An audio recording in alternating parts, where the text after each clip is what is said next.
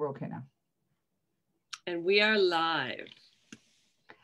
Hello, and welcome to Soiree Lifestyle Series 2020, our primetime version. This is our first, this is our first evening show, so we are pretty excited. We're trying a new format, though we will still continue with our afternoon live shows, but we want to test the market because we realize a lot of people have gone back to work. And this might be a better viewing time. Please keep in mind that we do tape all our shows to watch where you can replay at your convenience. So welcome to our group and thank you for growing our community. Please say hello to us in the comment section and also use the comment section for any questions or comments you may have. The purpose of our group is to share valuable information in featured weekly segments with professionals in the respective fields around lifestyles, relationships, and entertaining. I am Rosemary Skinner. I'm a professional event and wedding planner and event designer and the owner of Soiree Event Extraordinaire. My host, Crystal Cotto Sullivan, who is a connector and coach counselor. John Sullivan Counseling. Tonight, we are so pleased and excited to welcome back a guest speaker we've had previously, none other than the Whiskey Gal, Tish Harcus of Canadian Club Brand Center. Please welcome Tish and thanks for coming back and we're so excited to have you on. Oh, we just need you to unmute. Oops, Tish, we just need you to unmute. There we go. Okay, perfect. Nice to be back, Rose. Thank you for having me again.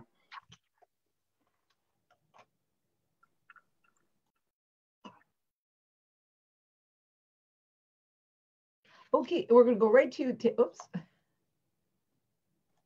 And I have to unmute. Oh, we're going to go right to Tish and we're going to have you start. We're going to go right into your presentation.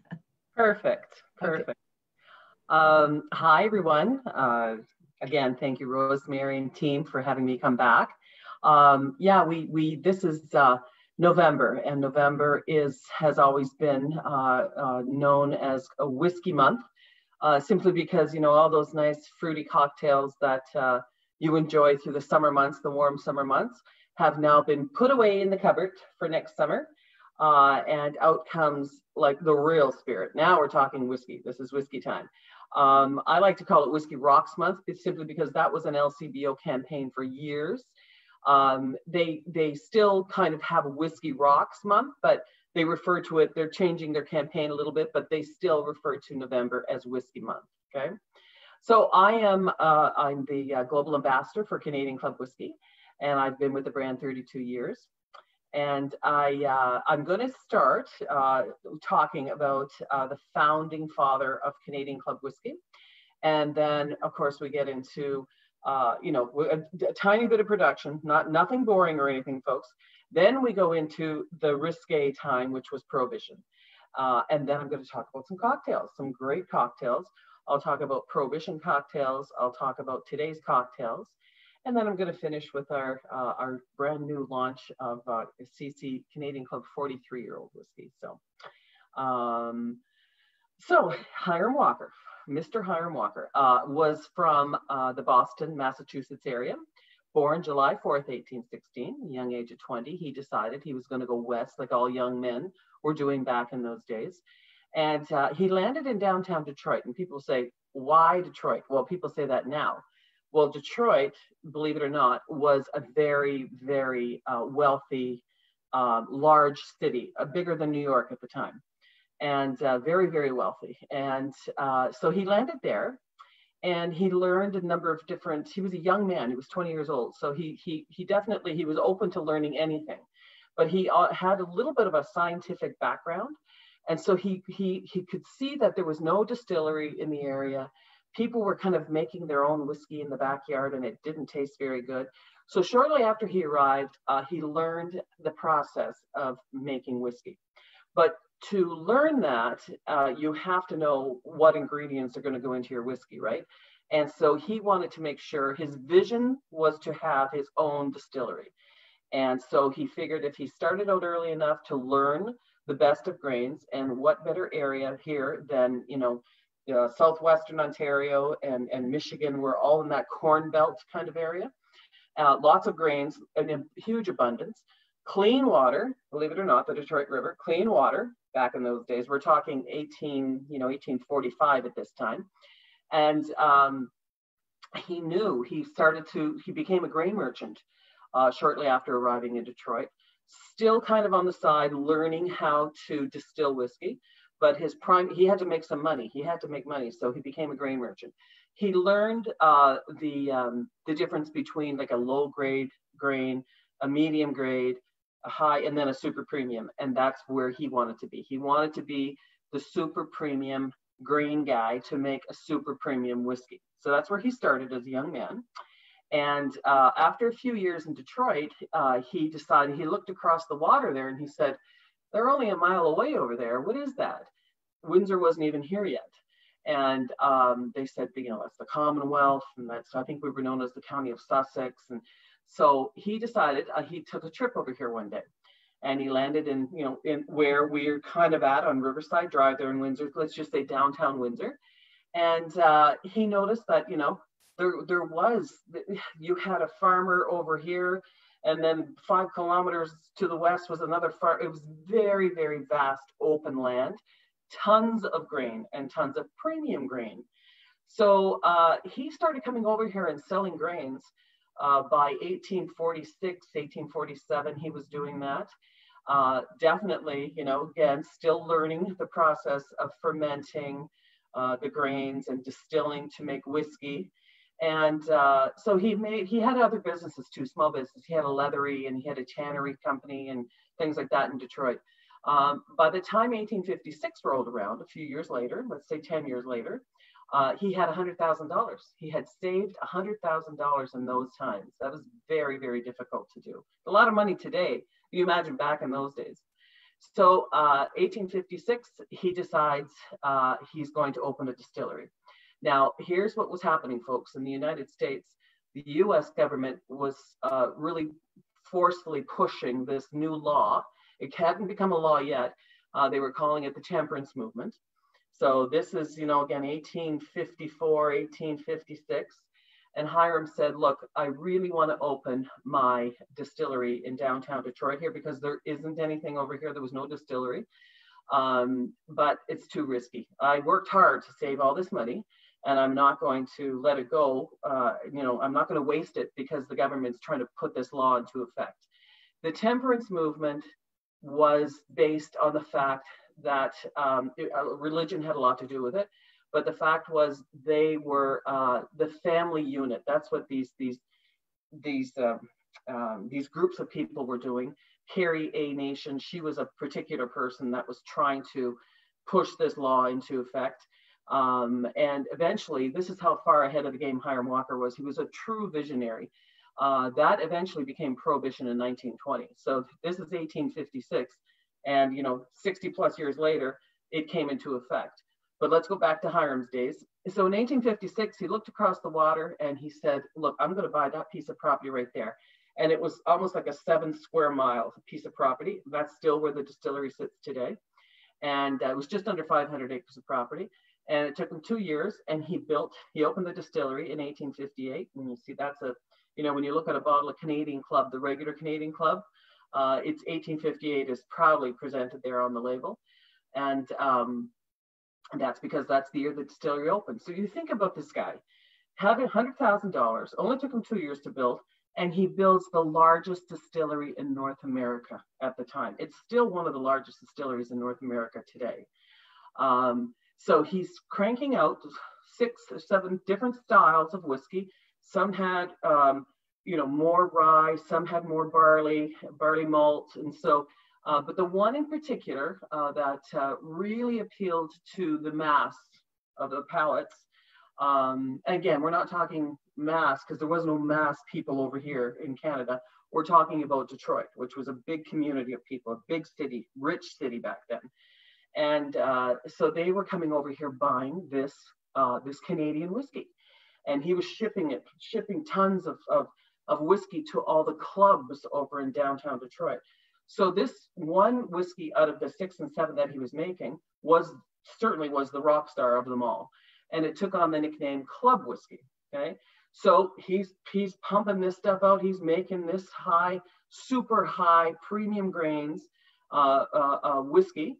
And by 18, you can see by the records, the archives, by 1878, 1880, there was some disgruntled bourbon distilleries in the US, because this guy was selling his Canadian whiskey. Although he was a US citizen, his livelihood was over here in Canada. He was selling his Canadian made whiskey in the US, which started to outsell bourbon. And of course, you know, bourbon is the native spirit of the United States, just like Canadian Club is or Canadian whiskey in general is the Canadian, is the Canada's native spirit. So anyways, the bourbon makers got together, they went to the government and they said, we got to stop this guy. We got to, you know, and the government said, well, the only thing we can do is if we put on the label, club whiskey made in Canada, and that will have to apply to every other country in the world. So that applied to the Scotch distillers, the Irish distillers, everybody else. You had to put the country of origin on the label. Well, Hiram just didn't say club whiskey, product of Canada. He built the country name right into the brand. So the name Canadian Club was born in 1882, right? And it actually was a great thing. Again, such a visionary man. It was a great thing because as soon as he put that name, Canadian Club Whiskey, product of Canada, the sales just skyrocketed. And everybody went, oh, that's that really great whiskey from Canada, from Windsor, Ontario. Well, it wasn't even Windsor yet, but no, it did become Windsor by that time. By 1880, it was Windsor. And so it backfired on the bourbon makers. But to this day, we certainly give credit to all the thirsty Americans over there at that time that were buying Canadian Club whiskey. So we're going to jump ahead a little bit now. So that was 1882. By 1890, Canadian Club whiskey is around the world. It's sold around the world. It's a global brand. It was in the UK, it was in Australia, it was in New Zealand, it was around the world. So still to this day, it is the largest selling Canadian whiskey in the world. Okay? So again, just keep going through the timeline. Hiram passes on in 1899, and his three sons are managing the company now. And still doing their own thing and creating their own styles of whiskeys here in Walkerville. His oldest son there built Willestead Manor, a beautiful, kind of like a very similar to the Canadian Club Palace that Hiram Walker built. And in 1920, here's what happened. Prohibition happened. And in the United States, it was illegal. If you're a US citizen, it was illegal for you to manufacture, sell, or consume spirit alcohol. Over here in Canada, we had the law a few years earlier, and the Canadians went, that's a dumb law. We like our whiskey, and we're not going to pay any attention to it. So it was around here in Canada, around 1913, 15, in there somewhere, but then it became a law in the United States. And again, going back to Hiram Walker in 1856, he knew this was going to happen someday. That's how smart this man was. So Hiram Walker's three sons that inherited the company when he passed 1899 had all passed by 1919. So it was Hiram Walker's two grandsons that inherited the company in 1919, and then boom, Prohibition hit. Again, they're all US citizens, right? Born in the US. These guys were running the company. 1,200 cases a day were leaving our dock, going straight into downtown Detroit, okay? And from there, it would disperse. It would go through, a lot of it stayed in Detroit, big bustling city, rich city, but a lot of it started to spread out across the United States because everybody knew this whiskey. They were aware, they had consumed a lot of this whiskey already. And then what happened in 1924, Elliot Ness showed up on the doorstep of the distillery here and said, you guys are US citizens. And I work for the US government, and my job is to keep alcohol out of the country. And you guys are making my job very difficult right now. So he said, you have to sign a treaty here. If you don't want to sign the treaty, you're going to lose your US citizenship. So the two brothers signed the treaty in 1924, and he went away, and he went back to Washington, Elliot Ness. And then they decided, we're not going to stop shipping this stuff. We can't do it from Windsor straight across into Detroit. But what we can do is hug the Canadian coastline. So they'd leave the dock and they'd hug, like, Lake Erie, up through the Welland Canal, Lake Ontario, St. Lawrence Seaway, way out to this little island south of Newfoundland, like way out in the Atlantic. And this little island called St. Pierre was owned by France at the time, still is owned by France today. And that's where they were shipping their product. And so all the depletions, all the shipments left St. Pierre, went down into the US. And so that's why, Rosemary, we were talking earlier about Boardwalk Empire, and it was in Atlantic City. And that's why CC, that's why they chose CC to be in their series, because it was so big. And all of that was coming down from south of Newfoundland out there from St. Pierre. Cocktails now, just before I continue on, I'm in the era of Prohibition. Prohibition lasted for 13 long years, 1920 to 1933. The repeal of Prohibition. So here we have November, which is Whiskey Rocks, Whiskey Month of the year. And in December, it's not just all about Christmas, folks. If you're in this industry, December 5th was the repeal. December 5th, 1933, they canceled the law in the United States. So they pulled the law, they repealed it, and huge celebration. It was bigger than New Year's Eve type of thing. So, but when we talk about cocktails, I have here, I've made myself, my phone is buzzing like crazy. It's all people watching this, so that's a good thing, Rose. I've got a beautiful Canadian Club Manhattan, my CC Rocks glass with my beautiful maraschino whiskey cherries. And the Manhattan, the original Manhattan was made with Canadian Club for Winston Churchill's mother. Oh, wow. Back in the around 1876, I think it was, there was an event, and he was just, starting out in his career. And they were at an event in downtown Manhattan, New York, and it was hot July summer night. And his mother was there, and she said, I would like some club whiskey, because it wasn't Canadian Club yet. I would like some club whiskey. But she said, it's so hot, can you please put like a little something sweet in there? So the bartender put a couple little drops of sweet vermouth in there and a couple of bitters, whiskey bitters. And lo and behold, she loved it. And 300 people at the party started drinking the same cocktail. And then after the party was done, everybody's saying, can you make that drink that event we were at in Manhattan?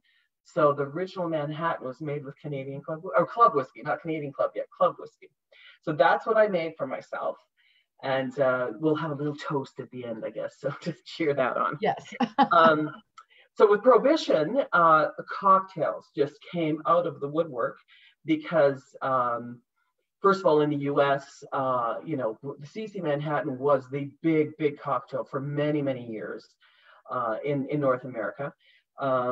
Because the whiskey they were making in the US was, again, they were making it's in their backyard in these little stills. This stuff was rocket. So they had to sweeten this up a little bit. So they would take the whiskey, they would add a cup of sugar to it, and they would squeeze in lemons to soften it. That's how the whiskey sour was created, okay? Now, that's another cocktail that became very popular during Prohibition was the sidecar, the whiskey sidecar. I don't know if you've heard of these cocktails. This was a guy that was, he was in the military, and the first war had happened, but the second one was we were still in Prohibition time. And he would go to the barracks or the bar on site, and he would, drink 10 Canadian Club whiskeys, just straight up. And those motorcycles with the little thing on the side, these guys used to have to drive this sergeant. He was kind of a high commander officer.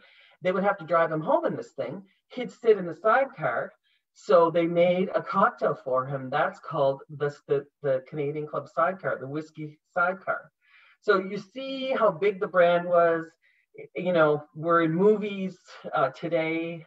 And then I'll talk a little bit more about how corporate America got very rich and how Hollywood came calling again.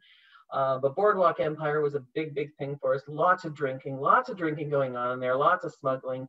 And that was that was a real true piece of reality back in those days for the brand. Keep in mind, over here in Canada, the law had come and it left. So we were not doing anything illegal. The government supported, of course, because we were paying tons of taxes to them. And we were just, you know, it was like heyday for us. It was wonderful times. When I started 32 years ago with the brand, I talked to a gentleman that he was up in his 90s, and I thought, what does this guy do here? All he does is walk up and down the halls, you know, and he's like really old. And one day they said to me, a couple of people said to me, stop him and ask him. And I did. And he said, I was here. I was a very young man. He never told me his age. But he said, I was here when Prohibition was, he said, the last 4 or 5 years of Prohibition, I worked here. And he said, the Detroit River was like the wild, wild west, gunfire and pirates and everybody stealing whiskey and making counterfeit whiskey. And it was pretty wild out there. So, you know, we have all of that stuff that we talk about today, still today. When you think about 13 long years of not being able to consume whiskey, especially ours, that is a long time. And so when you finally get a hold of it, legally, of course, they were still drinking it like crazy, even during the law, you know, they'd get caught. We had a famous rum runner here in Rosemary, in Windsor, Rosemary. I don't know if you knew that. Bertha Thomas. Yes. Bertha, she owned I'm sorry to cut you off. She owned the Rendezvous Tavern. Oh, and yes. Yeah. And she was so folks like Capone, the Hiram Walker boys would call him Cousin Al, and he would come over and he would, you know, come to the brand center, go into the CC Speakeasy downstairs, and he'd conduct his business. He'd either, you know, pay for a shipment, place another order. His boys would pick up the order. And then he'd come down to A Bars, which is another bar right on Riverside Drive. They just tore it down a few years ago, and there was some gambling done in there and more drinking. And then he'd go another, you know, half a kilometer type of thing, and he'd hit the Rendezvous, and that's where Bertha was, and that's where dinner was there, and lots of you know, these doors. I was in San Francisco. This one place that everybody was kind of like, you know, what's the password? And the password's fish. And I said, are you kidding? My name's Tish and the password's fish. That's what I got to say when I come to the door. That's what it was. But they actually took my shoulders and put me up against a panel, a beautiful wood panel. And within a split second, I was flipped around, and must have been 5,000 bottles of whiskey in that one room. So it was, you know, that's the kind of stuff that Prohibition. It was a very, very colorful time. And I guess it was a little bit risky. And, you know, when people talk about all the involvement in the Canadian Club, we were involved because we were there. But being on the Canadian side, we weren't doing anything wrong. But everybody was drinking Canadian Club during Prohibition. So many cocktails come out. Actually, let me just show you this. I have this beautiful book, and it's called Classic Cocktails of the Prohibition Era, okay? And everything's in there. I mean, it's not just all about Canadian whiskey or Canadian Club, but there's bourbon in there, and there's all kinds of stuff in there. But because I work for CC, I'm just going to talk about Canadian Club cocktails. But you see, that's a whole book of cocktails from Prohibition. So it was a law that was in effect. They couldn't get control of it. Finally, in 1933, they said, okay, boom, we're done. Because it really was getting nasty. They were turning it into a war. People were getting blown to smithereens. Police were blowing boats up, and it got pretty ugly. So Prohibition ends 1933, and right away, the Canadian Club, you know, we were sold halfway through Prohibition, 1926. The Hiram Walker grandsons felt that it was getting too dangerous. And they felt, you know what, we're going to sell this company. We're going to open up a distillery, probably in Detroit, because that's where they lived. But we're going to wait for Prohibition to end. And then they didn't. They got into the steel business. They got into other businesses, and they were very successful. But this family called the Hatch family bought us in 1926. And they owned the company from 1926 to 1987. And Harry Hatch and his son, so Harry Hatch bought it, his son ran it with his dad, and then the grandson ran it. And then they sold it in 1987. Did one heck of a job promoting the brand, doing a great job with it. I mean, just making this thing grow like crazy. So when Prohibition ended in 1933, they put these, you know, the largest neon signs known at that time. They were like 25 feet wide by 16 feet tall. And they said Canadian Club Whiskey, Hiram Walker's a Canadian Club Whiskey. And they put these signs all over big cities in the US, Canada, you know, a couple of Toronto had them, Vancouver had them, and over in Europe as well. So really, really marketing the brand really well. And so they also said, you know what, we're going to start looking into some different marketing now. We got to get the focus off of this, you know, prohibition, this illegal stuff. We got to make sure everybody knows it's okay now to drink CC. You can go into a bar and drink Canadian Club. So the campaign started. And by campaigns, I mean ad campaigns. Life magazine was around. Remember the big Life magazines? Another magazine, everything back then, because there was no social media, you know, there was no television yet. It came after that. So they were dealing with advertising in a completely different way. And the most popular way, no billboards were up yet. The only way that they could do that was through these big magazines. And so ad campaigns started coming out. Then the war happened in 1944. But the ad campaigns were taking the focus off of kind of the negativity of what was happening through the war and putting it into a more positive mode. So the first one that comes to mind is these two guys are in a jazz bar with their, you know, their tight black suits. One guy sitting at the piano with a very skinny black tie, and they're saying, hey, what are you going to do tonight? Well, I'm going to sing a song, you know, it's about Canadian Club, and, you know, we're going to sing some jazz. And so they were trying to take the focus off, and it worked, believe it or not. I don't think that stuff would work today, but it did work. It worked for them. And the ad campaign was something that we did. We changed the campaigns up throughout the years. But then we started doing adventure series. We were trying to tell people, you know, drink Canadian Club and you can climb the Alps over in Austria, and you can swing on a trapeze by San Francisco. And all of those things became very, very popular. So we had that kind of the jazz, smooth jazz thing around the wartime. Then came the adventure series. And then came, corporate America started to get very rich in the 1950s, right up until the late 1960s. And Mad Men. So now we'll talk about Mad Men, Rosemary's favorite. Yes. Mad Men was definitely exactly what corporate America was all about. In fact, you know that area in Times Square where it's kind of like comes to a point, that one bill, and you see like Coca-Cola, or you see those big ads there, those neon lights. We launched the Canadian Club sign there, June 1952. Okay, so this is the beginning of corporate America, rich corporate America, and it stood up there for 23 years. Okay, here's the thing: behind that sign was a big apartment that 3 men shared, and they each did an 8-hour shift.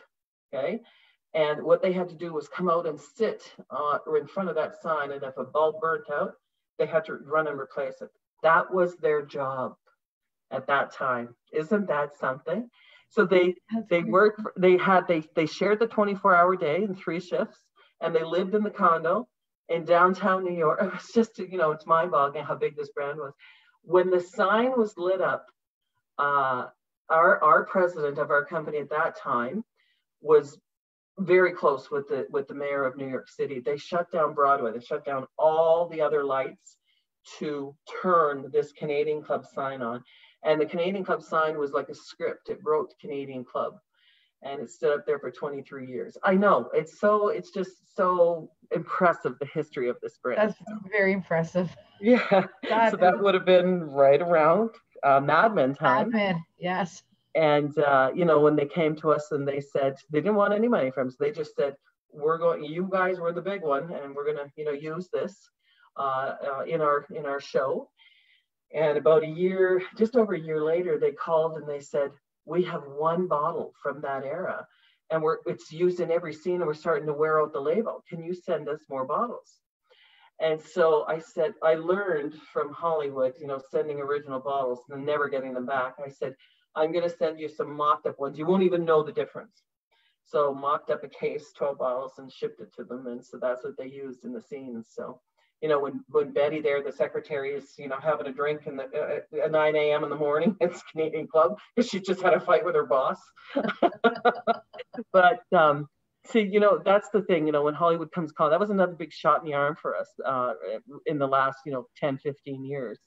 But cocktails have always been such a big part, because CC is not, it's not like you know, some of these spirits are so big that they, you know, it takes you a minute to first your palate feels like it's on fire, or the back of your head feels like it's going to blow up. You're not going to get that with CC. And it's just a beautiful, palatable, super premium grains are used in it. Corn, rye malt, barley malt. Beautiful, beautiful style whiskey. Easy drinking, very, very great in any type of cocktails. And then, so right up to today, here we are now, still the largest Canadian whiskey distributed around the world. The High Decay series started in 1967, and there's a gentleman in Lake Placid, New York, that's going on a hunt this weekend to find the case there. And so, yeah, it never sleeps, this brand. It's just always, something's always happening because it's so big. So it's great to be a part of. And people always ask me, Tish, when are you going to retire? Because I want your job. I went, get in line. There's a lot of people that want my job. So, so this year I have to mention this, because it is Whiskey Rocks. It's November, and we have just released, and it's really, you know, hitting the shelves across Canada as we speak. It won't get to go back until early 2021, but I have to talk about, this is our 4th release of the oldest Canadian whiskey ever launched. We began bottling Canadian Club 40 year in 2017 to commemorate Canada's 150th anniversary. 7,000 bottles. And I remember being out in St. John's, Newfoundland, launching it. And the next day I was flying all the way across the country to Vancouver. And good thing that the team out there that I work with had put some of these bottles away, because it was gone. You couldn't buy anymore. So the following year, we just didn't relaunch the same whiskey 1 year older. We blended in, by laws, Canadian distillers can add up to 9% of another spirit as long as it's aged for a minimum of 2 years. So in 2018, with our 41-year-old, we blended in some sherry and some cognac, and that was the 41 year, and we dedicated that one to the water of Windsor. Here's a cool story for you. All those Americans that were coming over during Prohibition, they were coming over to drink the water of Windsor. What was the water of Windsor? Canadian Club whiskey. So we actually put that was our campaign when we were launching the 41-year-old. Last year was the 42-year-old, and we gave credit, or we made homage to the Dockman, because as I said earlier, that Detroit River there, that was wild, wild west, guns firing, stealing, counterfeit, everything was there. So when people would come from around the world, you know, how do we get the real Canadian Club? They would talk to these dockmen that were right outside of our distillery. This is where you want to go if you want the real stuff. So we paid homage to him. That was called the Dockman. That whiskey was 42 years old, and we blended in rye and rye malt, aged rye and rye malt. Canadian rye is some of the best in the world. It's very spicy and peppery.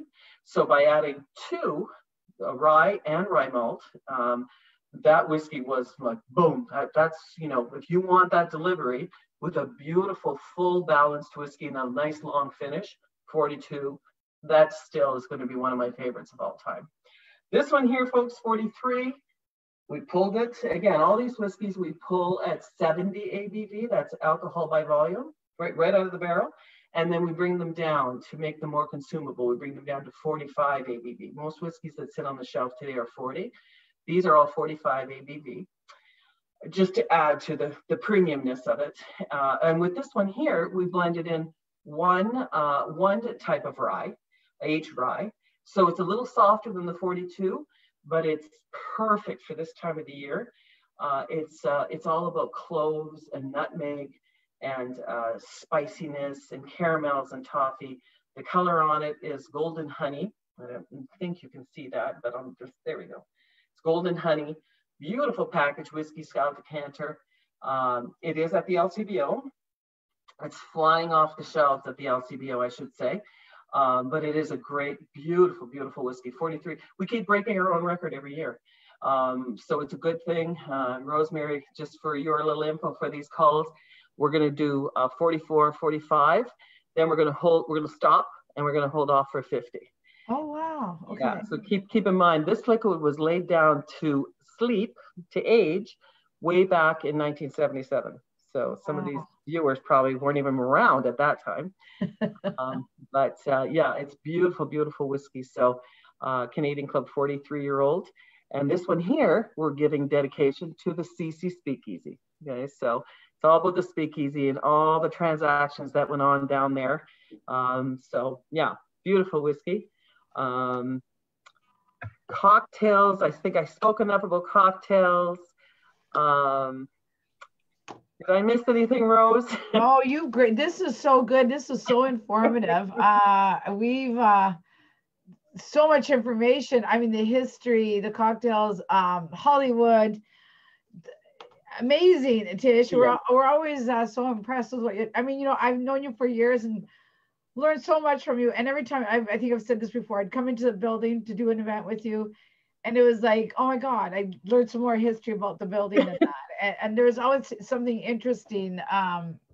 It's an amazing product, right? And to be around since the 1800s and still going very strong, that says a lot, right? That's amazing. We did have a couple comments. Crystal, do you have? Sure. Yeah. Someone was asking about the old fashioned. Yes. Oh my gosh, how did I miss that one? I don't know. Oh, old fashions have really come back big. And in our portfolio today, we have, we launched it in 2014. And I think, Crystal, you know about this one. We spoke about it. The Canadian Club 100% rye. Yes. And now if you make an old fashioned with that one, old fashions were certainly worth, there's a little bit more effort into making one because you have to muddle. You muddle, you know, and you take this. So here's what old fashions are. Your base starts with the whiskey, of course. Mm-hmm. Then you have to muddle some sugar. There's a lot of sugar in old fashions, and some orange. Okay, so the actual fruit orange, not the rind. Take a little bit of that, the orange, a little bit. Put it in there, and again, you have to muddle all this stuff. So you know, in those little muddlers kind of thing, where some people will actually use them to muddle grains or muddle spices to cook with. Oh, like a mortar and pestle. That's right. That's right. Okay, yes, great. Yes. So there's a little bit more preparation with this one. And then here's the thing too, with these big cocktails like this, you have to chill them a little bit, but don't, and you see this happen way too much. So say if I'm a bartender, right? And I've got my ingredients, and then I do this with the stir stick, right? Don't do that, because what you're doing is you're deleting, the ice is melting and you're deleting the spirits. So what you want to do is just go 1, 2, 3, and then you're done. That's it. All you want to do is just blend the ingredients into the whiskey without breaking down the ice too much. Actually, and to avoid doing that, you can actually use a shaker as well. I know some people with old fashions say, no, we don't use shakers for old fashions. So you have to, it's a crafted style cocktail in old fashioned, but they're very popular today. And they do take a big tasting, like a big palate of whiskey. So that's where the 100% rye holds up really well. Okay. And then with the orange rind, you take the zest and you just run that across the top of the glass, and you see it And then I've seen the mixologist actually take the orange rind and rim the glass so that every time you bring it up to your nose to take a sip, you have this beautiful aroma. Oh, nice. Fantastic. Okay, and is there a story behind the old fashioned? Because I love that the Manhattan has a story, the whiskey sour, they all have stories. Is there a story for the old fashioned? Yeah, that you're aware of? Probably is. I'm gonna have to get that cocktail book. Get the get the cocktail book. Yeah. Hold on. If you give me just a second here, I can probably find it for you, because it's come back in such a big positive way right now. But while you're looking, I have a story. I was in Phoenix, Arizona.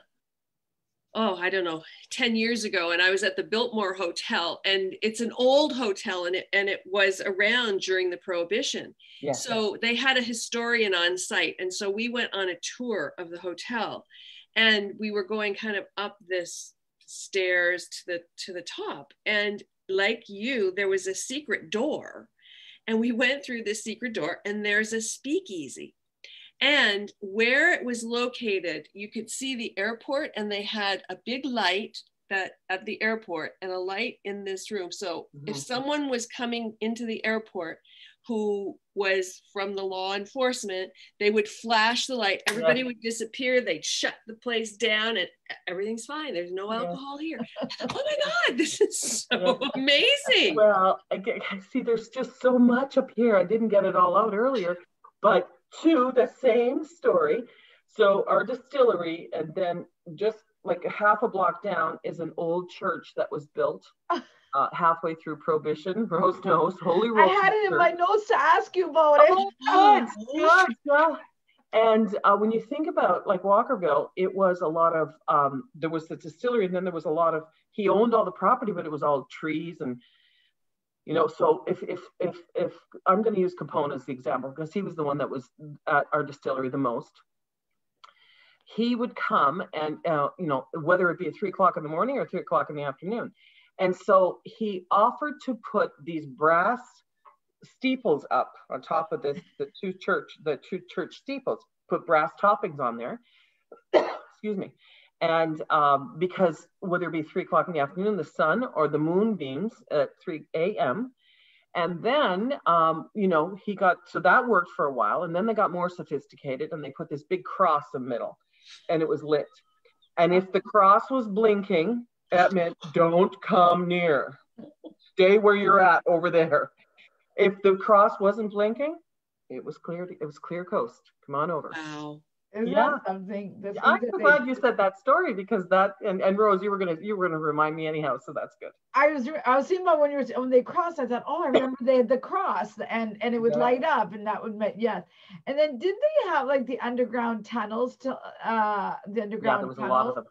Yeah. Now at the building, I always remember this. I hope I got the story correct.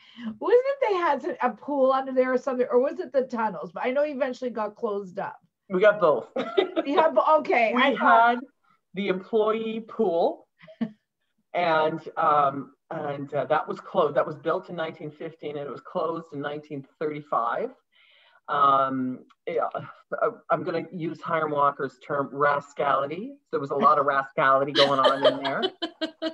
Yeah. So they closed it anyhow.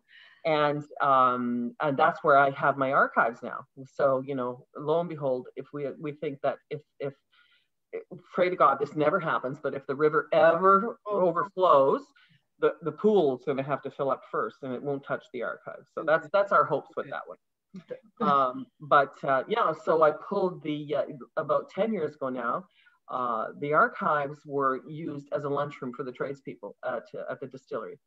And I had them pull up it was this ugly, you know, kind of industrial type tile that was laid down there. And so these guys came up after about, 6 or 8 weeks of work, came into my office, and I said, what's wrong? Because they all had this worried look on their face. And they said, you better come downstairs here. We got to show you something. And I went downstairs, and there's this little hatch door on the corner on one side. And we opened it up, and there was a case of 1920 Canadian Club whiskey. Oh my God. Oh my goodness. Yes. So when they closed the pool, they put that in there. No record of this anywhere.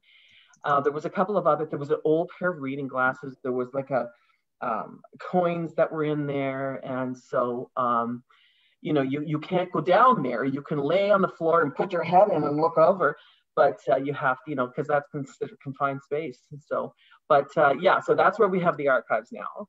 But the tunnel tunnel that Hiram Walker built, because he owned all the property in Detroit, right across from the building. And so, yeah, he built himself a tunnel, personal tunnel for himself. You know, what this man, what wasn't available to him, he built because he was so wealthy, you know? Yeah, a genius. Yes, So but there was a lot of tunnels. Did he invest the whole $100,000 to build the distillery? Yes. Someone's asking how much. Yeah. So it was $100,000, the initial investment. That was a lot of money. Oh yeah, because there's 1864, I have a letter. It's framed in my office.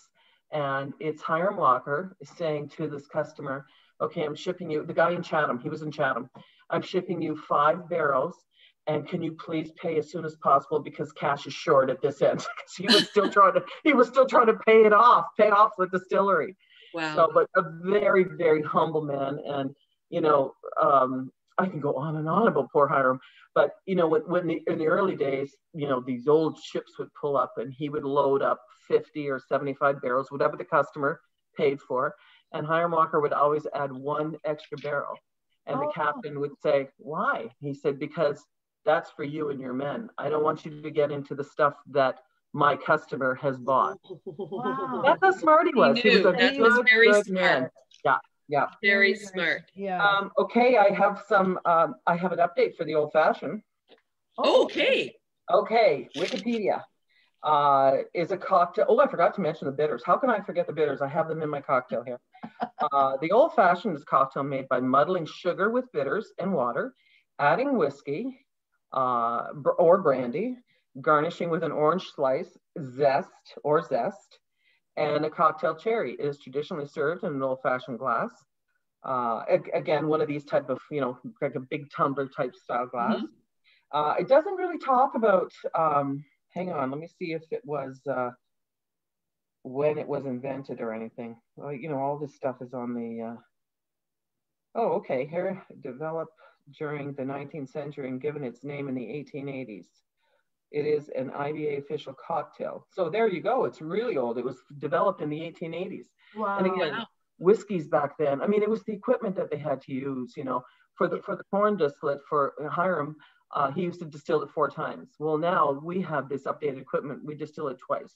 And it comes out, you know, to the mash bill that he created for Canadian Club whiskeys.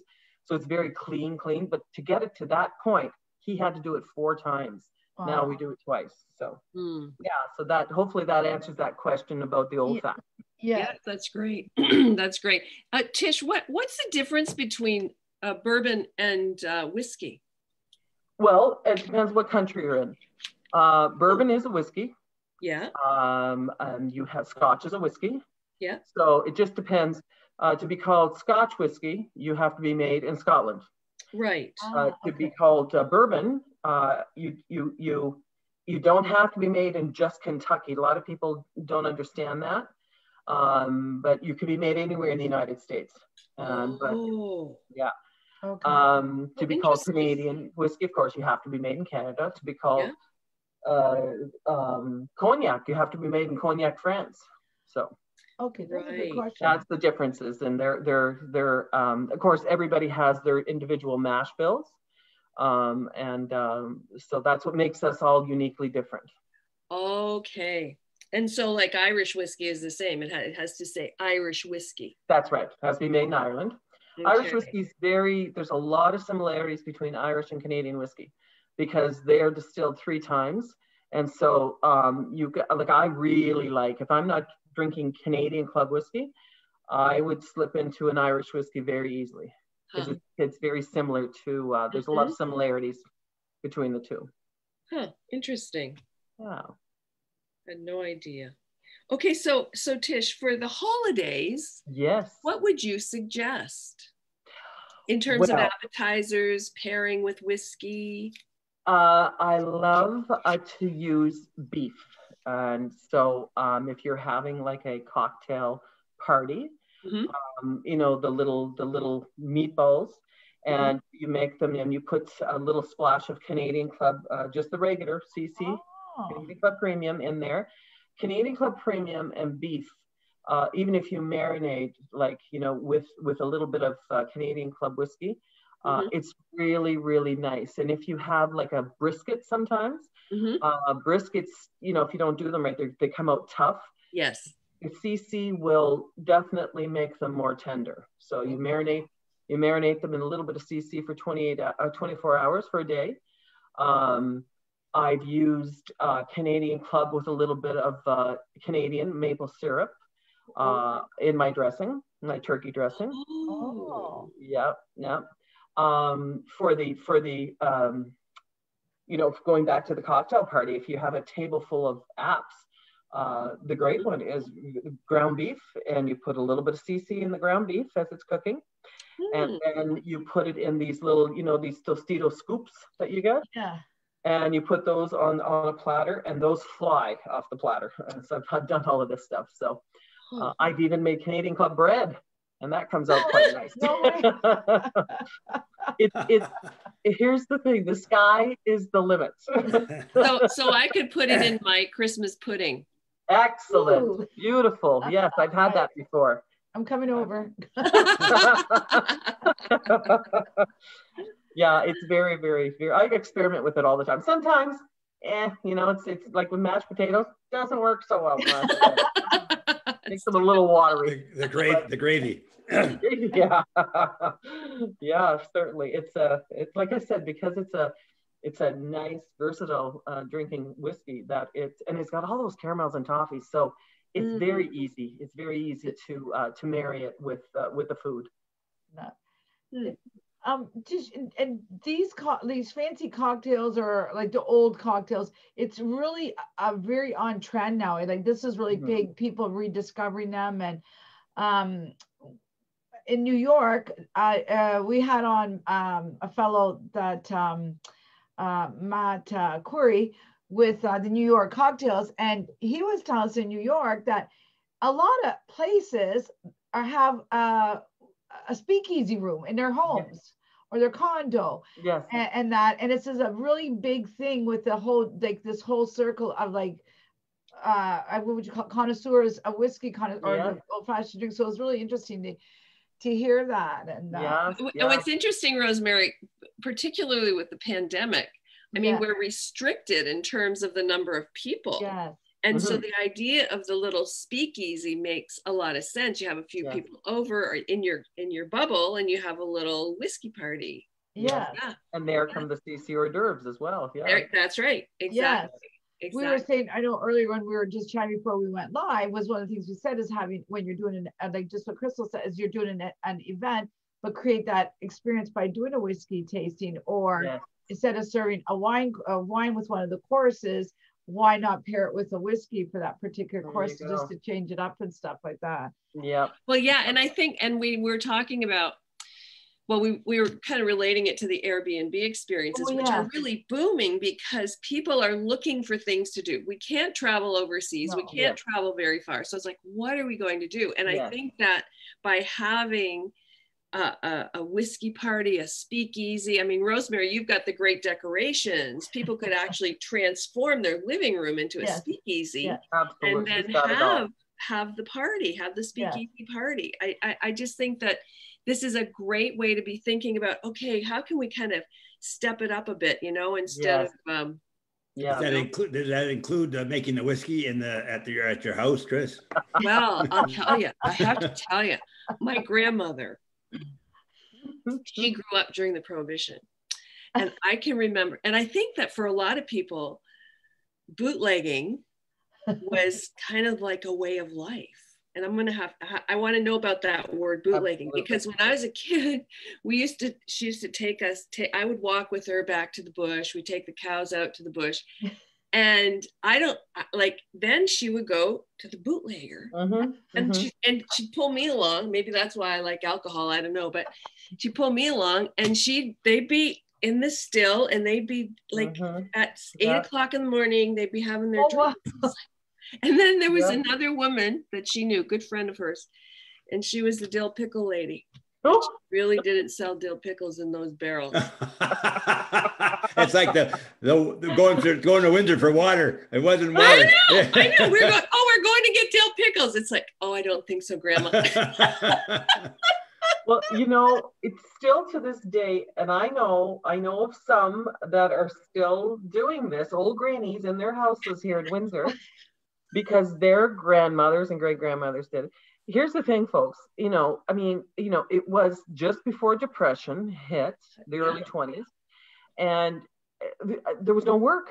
And so somebody had to feed the family of 10 or 12 or 15. Yeah. Auntie Tish is gonna like be a rum runner. And because we weren't breaking the law over here in Canada.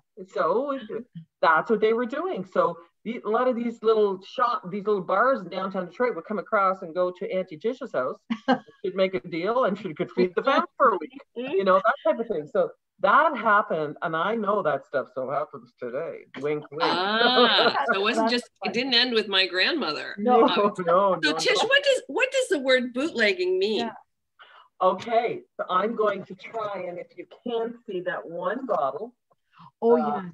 Oh, you know what? I'm going to grab it because you can't. I'll describe it first. So, Canadian Club whiskey, as you know, it's in a tall. The neck on it's long. Yeah. In the early day, for the first 2 years, as they were shipping product into the U.S., it's not like today. You know, today you have a cardboard box with thick protection inside, so the bottles don't hit one another. We didn't have that back in those days. So by the time the cases would get to Detroit, 80% of it would be smashed, and they'd all broke right at the neck of the bottle because these bottles were banging against one another. Mm-hmm. So the company decided, they were losing customers. They decided, we have to fix this package. What are we going to do? No corrugate back then, no cardboard. So they decided we're gonna create a bottle just for Prohibition. And so they created the gate bottle, and those beautiful gates that are etched in the bow. I'll grab it in just a second, and then I'll describe it first. Very short in the neck, right? It came in different sizes, 375 ml, 750, a 1 liter, but you can't break the neck of that bottle. And the gates were etched on the back of the bottle, right? The bottle is concave so that when it goes into the case, each bottle was wrapped in burlap. Those ladies over in bottling would wrap each bottle in burlap. Wow. And when the bottles were in the case, they would hug one another. So very little movement, huge success for them. Yeah. Yeah. Now these smaller sizes, the smugglers, because you can't fit a round bottle. John, you would know if you have a suit jacket on, you can't fit a 750 inside your jacket, right? No. Because it's going to stick out. You certainly can't put it in your pant pocket. That'll be a whole other conversation. And you can't put it inside your boot. But with this bottle, because it's concave, the guys would put them inside their boots and it would hug their leg. Oh, bootlegger. So let me grab that bottle. Oh my goodness. So cool. Isn't that so interesting? Yes. And one of the 1,000 things I haven't told you tonight. It's all up you'll here, have to though. come That's back. the scary part. You got to come. Yeah, we're going to have you back again because we Exactly. Yeah, please do. There's so much. I mean, there's so much history there. You know, and thank God, Tish, for you that you are the historian of and the keeper of Hiram Walker and all the history. Are you going to write a book, Tish? Yeah. If you die, it's gone with you. You know, it's funny because we just had the CCDNA meetings, and I love it. I just love it because that means that they're investing big in the brand again. Yes. And we had everybody. We had the UK on the call, and these companies we hire, and they really get into the history and everything. So I'm just, yakking. And after 2 days of these calls, they finally said, okay, Tish, you're the only, I am the only Canadian club employee left in the world. We have salespeople that represent all the brands, but Yeah. I am just specifically Canadian Club. Oh, wow. I know. So the guys in Kentucky, they're so cute. They'll say, Tish, if you get hit by a bread truck tomorrow morning, who the hell's going to do your job? I don't know. I have no idea. You better start writing, Tish. Yeah, I know. Okay, Here, this so is an original bottle. This is from the archives. This is from 1925. And this is a big one. This is a big bottle. Wow. I'm going to turn it slowly. Okay. Yeah. Oh, yeah. Now let me turn it this way and you can see it's concave. Yeah. Oh yeah. Okay. So they hugged one another in Wow. the Isn't that interesting? yeah, so That that's is the so original cool. one. Cool. Yeah. So yeah, that's the gates from the front of the building. That's Rose has been Oh to my many times. God. Yes. Doing Oh, and I Prohibition love event. building. I miss the And she does building. an incredible event for Prohibition. Oh, she's got it all. Oh, thank you. Well, I could be in a better setting. I love that building. I'm hoping one day, now we won't go into because probably is that We'll the have to celebrate. What's Yes. that? We'll have to celebrate. We'll have all of you down. Yeah. Oh my That's what God. we'll great. I miss. That was like my favorite building to go in to do an event. Oh, Mhm. you know, you're just in there, you're just in awe because you just think, oh, I wonder what had happened. Or you see like his office and the ledger open. It's just like, it just brings you back in time. And upstairs in, I forget what the room was called, but you had actual, the group of 7 Yes. artwork as well. Wow. Wow. Yeah. Oh, 902. I'm just there. Oh, wow. Look at that. See? Blue. Oh my God. Oh my Okay, God. well, cheers, everybody. Oh, yes, This cheers. is fantastic. Thank you Cheers. so much. Cheers. for, Thank you so much Great for to have having you me. again. Oh my God, thank you. I think we have to do this again, Rose. Absolutely. Absolutely. We love John, great to talk to you. Great to see you. Oh, thank Yeah, you good to so see much. you. Thank you, everybody, for joining us. So next week, we're going to be back on our afternoon show. We're doing a special for Remembrance Day to honor our veterans. So we will be back on the regular Wednesday at November the 11th, which happens to be Remembrance Day, at 1 o'clock. We have a special show. We will have bagpipe music. We will have 2 veterans on. So it'll be really, really nice just to honor them. It's really just about hearing their story. So please do join us, just to pay respect to what veterans have done for us. Beautiful. Thank you, Tish, so much again. Love having you on. Thank you to my co-hosts. Thank you, everybody, for coming on tonight and joining our first live. Please like and share it, and we'll see you next week. Good night, everybody. Thanks, everybody. Good night. Good night. Good night.